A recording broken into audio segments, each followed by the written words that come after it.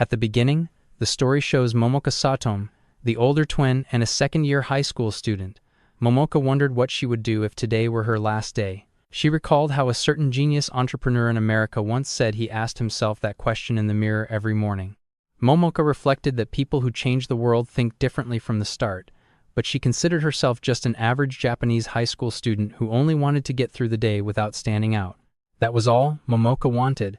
The scene then shifts to Koume Satome, the younger twin, also a second-year high school student. Koume greeted Momoka in the morning, and Momoka returned the greeting while thinking that even though Koume was her sister, she was dazzling. Momoka noted that her twin sister Koume was called Yume-chan by everyone. Koume then asked whether Momoka was heading out already. Momoka replied that she had plans with her boyfriend. Koume excitedly suggested that Momoka try wearing contact lenses, saying that she would look much brighter without glasses and that she would look cute and glamorous. Koume suggested that they go get contacts together someday and said that Momoka would be super cute. While listening, Momoka thought that Koume was the total opposite of her. Momoka then stated that she was fine as she was and that contacts would not suit her anyway. Koume insisted that this was not true. Koume then added that she would not be home for dinner that night.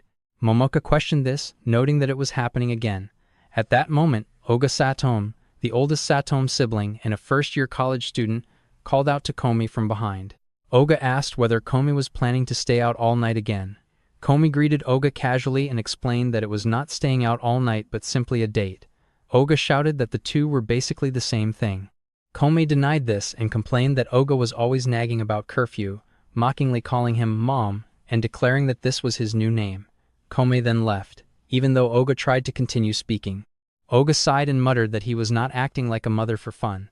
Oga then greeted Momoka, and Momoka returned the greeting politely. Momoka thought about how Oga was 2 years older and had just started college that spring. She reflected that Oga had become her stepbrother when their parents remarried. As this happened, Oga reached out and touched Momoka's hair. Momoka flinched and pulled back in surprise. Oga quickly explained that it was nothing and mentioned that Koume had brought up Momoka's glasses earlier. Oga then suggested that Momoka might consider trimming her bangs a little. Oga then continued by saying that Momoka could barely see past her bangs and that she might trip. Momoka replied that she was fine and that she had never tripped before. Inside, Momoka wondered why she was even hoping for something. Oga then pointed at an image and mentioned that their mother had sent a postcard. Momoka reacted with surprise, noting that it was from Italy. Oga commented that even though it was for work, it was still strange for their parents to leave two school-aged daughters behind for a long overseas job. Momoka remarked that their parents looked like they were having fun, though. Oga responded that they would have fun in their own way. Oga then showed the dish he had made and mentioned that Momoka's French toast was the best. Oga asked whether Momoka liked it. As this happened, Momoka thought to herself that Oga was smart, athletic, and even good at cooking. She recalled that he had ranked first place in the high school most wanted to marry ranking for 3 years in a row. Momoka reflected that even though they were not blood-related, Oga treated her like a real sister. A flashback appeared in Momoka's mind, where someone asked Oga whether he knew that step-siblings could get married and suggested that it would be perfect for the two of them. In the memory, Oga reacted with confusion and said that Momoka was his sister, that they had been together since they were kids, and that there was no way that could happen. Momoka then returned to the present, thinking that the person she loved was someone she could never have. Later, Momoka arrived at school and entered her classroom, where students were chatting with each other.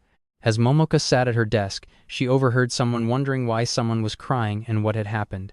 Another student mentioned that Edo from Class D had just been dumped by her boyfriend. Someone reacted with surprise, saying that Edo was so cute. Another voice repeated the same thought. Someone then asked whether it was Satome. At that, several students looked toward Momoka. One student quickly clarified that it was not Momoka but her twin sister. Another student responded in understanding. The conversation continued, with the students saying that since the start of their second year, Koume had been hanging around Edo's boyfriend. They remarked that it figured, calling her a homewrecker who had broken up many couples. Those girls continued by saying that the other Satome was harmless. Totally. One of them then remarked that, honestly, it was kind of sad. Momoka thought to herself that Yume-chan was her complete opposite. Yume-chan was popular with boys and was always changing girlfriends, but she was always kind to Momoka. Flashbacks appeared in Momoka's mind. In one memory, spoke happily, saying that she had heard Momoka won an essay contest and praising her as amazing, calling her her big sister. In another memory, Uma commented that an outfit would look totally great on Momoka and said that she had bought a cute cake, suggesting that they eat it together but not tell their big brother. Back in the present, Momoka thought that she and her sister had barely ever fought. She wanted to say that people should not talk about her sister like that, but she did not. She remained seated on the bench, thinking that she was a coward. In the end, she did not speak up and questioned why she was always like this. Momoka reflected that being twins meant being compared everywhere, and somewhere along the way, she had started craving attention. She thought that Ume-chan would have spoken back without hesitation. She wondered whether she should have gone to a different school but realized that she had chosen the same one that O-chan went to. Thinking like this only made her feel small. At that moment, someone approached her from behind and asked whether she had found any book that might help with the script. Momoka responded that maybe one particular book would help. The girl thanked her. Momoka then thought to herself that she was in the drama club and that this girl was Shi-chan, who was in the same year as her and her closest friend. Momoka noted that she hated being in the spotlight, so Shi-chan had suggested that she handle scripts and props. Shi-chan then apologized for dragging Momoka all the way there. Momoka replied that it was fine and mentioned that she did not usually get to browse the city's bookshops and that it had been fun. Shi-chan commented that writing a script sounded tough and asked how many rewrites there had been so far. Momoka replied that it was the third one. Shi-chan then said that the heroine's charm was too weak. Momoka explained that the heroine needed more desire, which was what others had said as well. Momoka then recalled hearing that, compared to recent hits, her heroines were a little too quiet. She admitted that she was not sure she could fix that, as it was her first time writing a romance. She thought that a heroine with that much drive was nothing like herself. Shi-chan then pointed out that they only wanted the heroine to have desires and suggested keeping it simple, asking whether, if Momoka liked someone, she would not want to flirt with them. Momoka then responded that she would not do that, and Shi-chan asked why and questioned why not. Momoka explained that it would be embarrassing and that she could not do it. She thought that just being near the person would be enough. She added that it was all hypothetical, if she were to like someone. Shi-chan then asked whether Momoka did not want to be with the person she liked. Momoka replied that she did not know and that she could not picture her love ever coming true. She thought that she could not imagine being anything more than O-chan's sister. As long as she could be near him, she did not need anything more, and that was enough for her. Shi-chan reflected on this and said that wanting to just be near someone might actually be the strongest desire of all. Momoka was shocked by this statement. The scene then shifted to the station. Momoka stood there, thinking about how crowded the city station was. She wondered what Shi-chan had meant earlier. As she looked ahead, she noticed Ouji sitting at a table and realized that this was the station near his university. However, she saw that he was heading toward the opposite platform and wondered where he was going. At that moment, someone called out to him. Momoka noticed two girls near him and felt shocked. Momoka thought back to how, during middle and high school, Ouji-chan had always been busy with club activities. She remembered that while he had plenty of female fans, she had almost never seen him hanging out with girls. That was why she had felt safe. The day he would belong to someone else, the day he would leave her side, still felt very far away. Momoka desperately wished for Ouji-chan to look at her instead of them. A childhood memory then surfaced in Momoka's mind. In the flashback, Momoka told Ouji-kun that his parents were calling him. Ouji thanked her for coming to get him and called her Momo-chan. Momoka was surprised and asked how he knew she was Momoka. Ouji explained that even though they had just met that day, he would never mistake her, because he was going to be her big brother. Returning to the present, Momoka thought about the day they became family. She recalled the question of what she would do if today were her last day. She imagined that if she could wish for something beyond her reach, she wanted him to see her as a girl. She felt confused by her own thoughts and wondered what she had done. She regretted cutting her hair on impulse and wished she could turn back time to before she had cut it. Momoka then woke up suddenly and realized she had fallen asleep. She noticed that it was already 10 p.m. and thought that Saku-chan and Ume-chan must have already returned. She saw that the living room light was on and noticed her bag, wondering what he was going to say. Thinking again about Ouji, Momoka told herself that even if things might look strange, if she wanted O-chan to notice her even a little, she had to take a step forward. However, when she looked inside, she saw Koume-chan kissing Ouji while he was asleep. Momoka was shocked. In that moment, Momoka thought to herself that she was in love with someone she could never have, and that the person she loved was the same stepbrother that her twin sister loved. Then the scene shifted to Koume getting ready. As she thought that the lipstick color was cute too, she reflected that she had heard no makeup could beat a smile. but honestly, she could not smile with confidence without makeup. She believed that makeup was her weapon. She then noticed her brother, Ouji, and thought that she would slip out before he noticed. While heading out, Koume saw Momo-chan and greeted her with a good morning. Momo responded with a good morning. Koume then thought that her twin sister, Momoka, was someone everyone called Momo-chan. Momo then asked whether Koume was heading to school already. Koume replied that she had plans with her boyfriend. Koume then thought that since they looked so alike, Momo-chan could look amazing with makeup too, but all Momo-chan ever said was that it would not suit her, which felt like such a waste. Koume thought that Momo-chan used to be so much brighter. Koume then mentioned that she would not be home for dinner again. From behind, someone reacted by questioning her again. Ouji then came up and asked whether Koume was planning to stay out all night again. Koume looked at him and thought that he looked mad. She thought that she was not staying out all night and that it was just something else, but Ouji scolded her by saying that it was basically the same thing. Koume screamed and ran out while calling Ouji mom and declaring that it was his new name now. Ouji tried to stop her, saying that he was not done yet, but Koume had already run out. As she left, Koume thought that her stupid big brother did not even notice that she had changed her lip color. Instead of worrying, she wished he would get jealous for once. She reflected that they were not related by blood. She thought that he was irresponsible yet reliable, and that ever since they were kids, he had treated them like real sisters. A flashback followed. She continued thinking that they had been together since they were kids, and that there was no way he had any idea that she had liked him this whole time. She corrected herself and thought that she had not. She decided that this time she was finally going to give up on this hopeless love, because she had someone else to keep waiting, Koume-kun. Later, Koume-kun greeted Koume in the morning. While Koume thought that she already had an amazing boyfriend now, she reflected that Koume-kun was the ace of the soccer team. He had confessed 2 weeks ago, and they had started dating. She thought that she had talked to him a few times before and that he seemed like a pretty good guy. Koume-kun then asked whether they should go, and Koume agreed. She thought to herself that this time, for sure, it would work out. They then went to their class. Later, Koume-kun told Koume that he would see her later and that he would come get her after school. Koume agreed and said she would see him later. After that, Koume overheard someone behind her saying that Sasaki from Class A, Ito's boyfriend, had been stolen by Satomi. Someone reacted in disbelief. Hearing that, Koume was shocked. The voices continued, wondering how it turned into that kind of story. Koume then thought that they had said they would have broken up ages ago when he confessed to her. She realized that back then they were still together, and that he had only broken up after she said yes. She wondered whether he had been keeping his ex as a backup. Koume then slammed the door and went inside, while others continued calling her a homewrecker, saying they could not believe Cammy chose her and that they felt bad for his ex.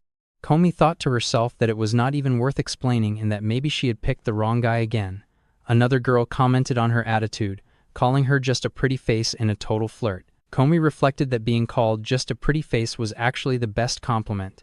She thought that apparently her nickname was Homewrecker, and that rumors said she seduced guys with girlfriends and had broken up hundreds of couples in her first year there. She believed it was just stupid gossip that spread all over school. She knew she had not seduced anyone and thought that she was just nice, and that guys jumped to conclusions. She reflected that out of all the guys who had confessed to her, she kept hoping that one day she would find someone she liked more than her stepbrother. She tried dating them, but it never worked. She really thought it would be different this time. Then she overheard someone saying that her sister was kind of weird too. They commented that Momo-chan looked gloomy and was always timid. They questioned whether she was secretly just as flirty and acted behind the scenes. Hearing this, Koume stood up angrily and confronted the girls, demanding to know what they had just said. She told them that if they had a problem, it should be with her alone and not to group her and her sister together. She thought that being compared to that boring makeup type just because they were twins really pissed her off.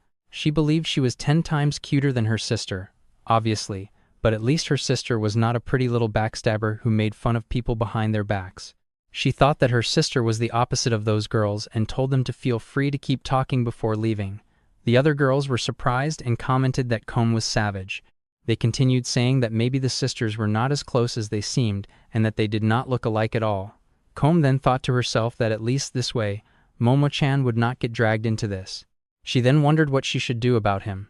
Then the school ended, and Koume was seen together with Kami-kun. Kami-kun reacted in confusion and asked what Koume meant by breaking up. Koume accused Sasaki of lying to her, stating that he had said he broke up with her a long time ago while actually keeping her on the side. Koume stated that she could not be with someone who lied like that. Kami-kun brushed it off, saying it was not a big deal and that they broke up in the end anyway. Koume responded that it did not change the fact that he had disrespected both her and the other girl, and that she had heard the girl cry because of it. Kami-kun accused Koume of planning to play around with tons of guys herself. He then mocked her by calling her a homewrecker and asked whether she had already picked her next target and was breaking up with him because she had already found someone else. Koume angrily ended the conversation, saying she was done talking, and left. As she was leaving, Kami-kun grabbed her hand and pulled her close to her. The scene then shifted, and Ouji was heard speaking over the phone, saying that she had finally picked up. Koume asked what he meant by picked up. Ouji angrily replied that she had been ignoring his calls and told her to come straight home after school. He mentioned that Momoka was making dinner and said that he did not care whether she had a boyfriend, as it was dangerous to be out at night. He stated that both he and Momoka were worried about her. Koume told Ouji that if he was so worried about his little sister, he should come pick her up. Ouji asked where she was right now. Koume dismissed it and said goodbye. Koume was then seen sitting on the sand at the beach. She insulted herself and thought that this must be her karma. She reflected that she was not that different from Kami-kun, as she dated guys she did not like and kept breaking up with them whenever they disappointed her even slightly. However, she thought that did not mean she would forgive him for forcing himself on her. She reflected that she had never even kissed anyone before. She considered reapplying her lipstick but dismissed the idea. She thought that no matter how perfect her makeup was, and no matter how many people called her cute, if the one person she wanted to notice did not, and if some other guy kissed her instead, then there was no point. A flashback followed, showing Koume upset about spilling something on her favorite dress, and worrying that her dad would yell at her. Ouji came up to her and asked whether she had spilt something. He reassured her that it was fine and showed her how to wipe it, making it look good as new. He mentioned that he always got yelled at by their mom when he stained his clothes too. He said he was glad to see her smile, and noted that she seemed nervous when they first met. He told her that he thought she was even cuter when she smiled. Koume reflected that from the day they became family, she had been shy and timid, always clinging to Momo-chan when they were little. She thought that she wanted to smile with confidence in front of her brother, but now she was done with all of it. She decided that this time, she was really giving up. Just as she was about to head into the sea, Ouji came and confronted her. Ouji was then seen coming close to Koume while she was in the water. Koume questioned him, asking why he was there, but before she could finish, she fell into the sea. Ouji screamed, asking whether she was okay. Koume panicked, worrying that her makeup was completely ruined. Ouji asked why she had come there, stating that it was because she told him to pick her up. Koume responded that she had never told him where she was. Ouji explained that he had heard the sound of the waves and said that she always came there when she was feeling down. He asked how many years she thought he had been watching her. Koume jumped toward Ouji and hugged him, thinking that she did not want him to look at her and that she did not want him to look at her anymore.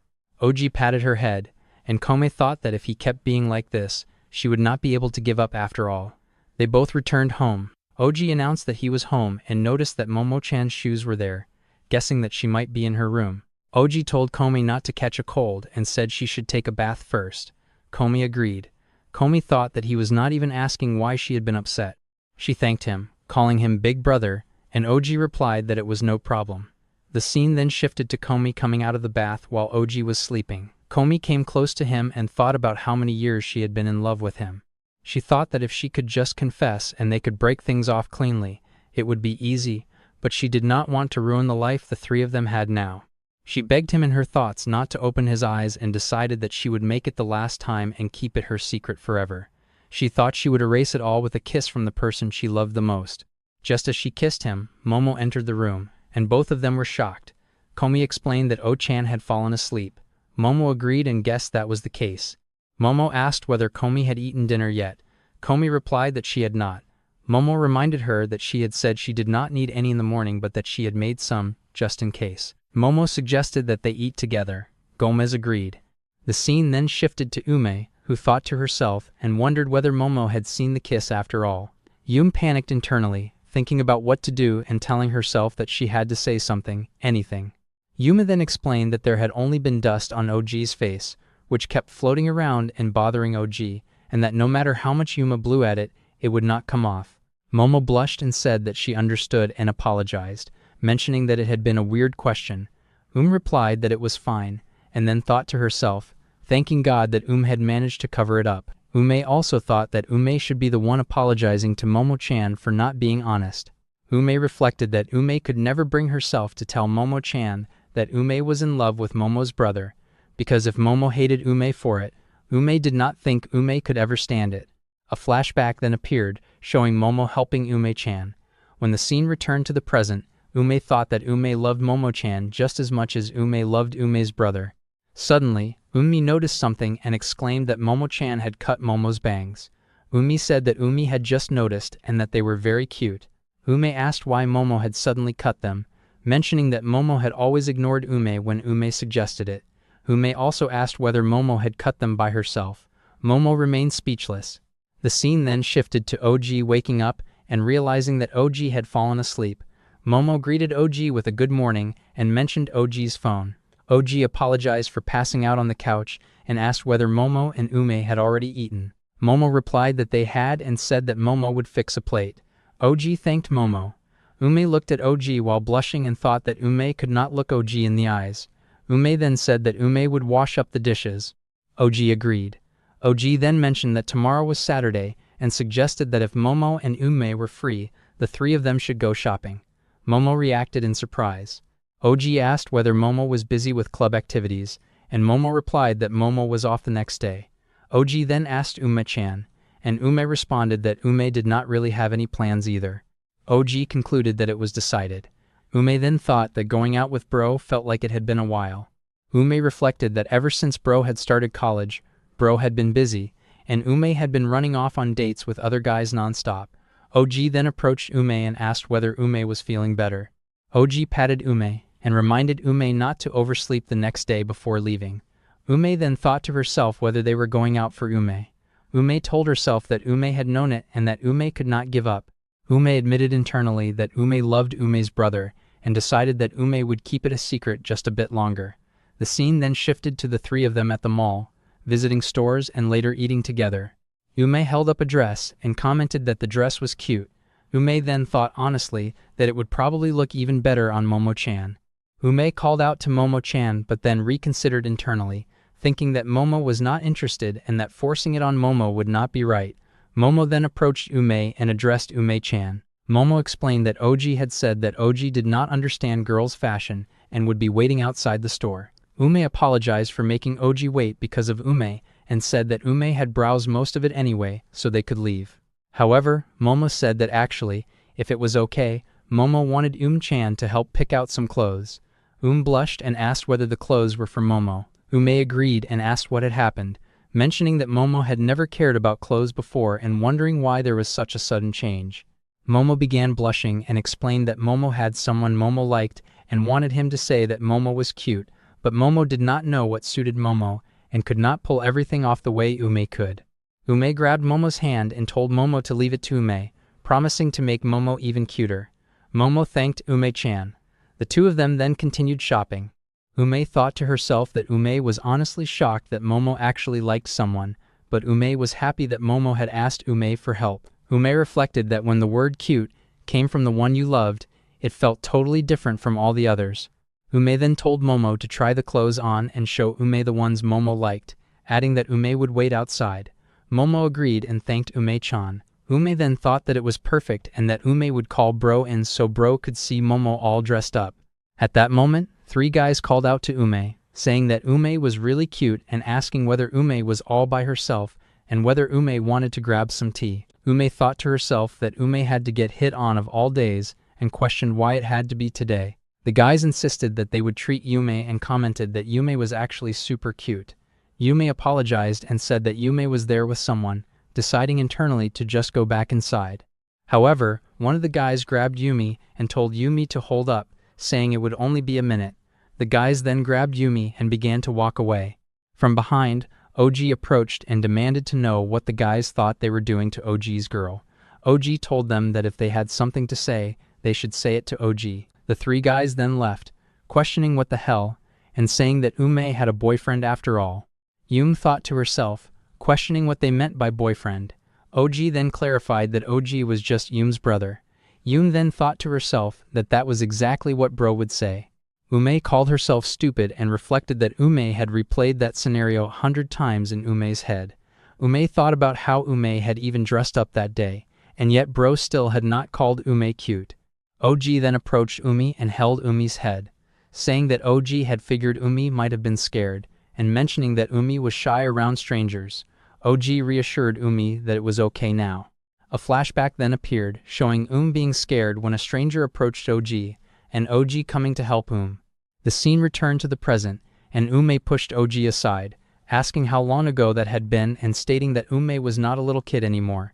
Ouji then asked whether Ume was sure Ume was okay. Ume replied that Ume was okay and told Ouji to come there instead. Ume then thought to herself that to Ouji, Ume had always just been a little sister, and because of that, Ouji would always be gentle with Ume. Felt that it was not fair. They both then went to Momo-chan as Momo came out. Looking at Momo, Ume exclaimed that Momo looked so cute and went to grab Momo's hand, saying that Ume had known that style would look perfect on Momo. Momo asked whether it was really not weird. Yumi replied that it was not weird at all, and then asked Big Bro for confirmation. Ouji responded that it looked cute, did it not? Momo blushed very hard. Seeing Momo's expression, Umi realized something and thought that there was no way, because Umi had never seen Momo make that face before. Then wondered whether Momo-chan's crush could also be Big Bro.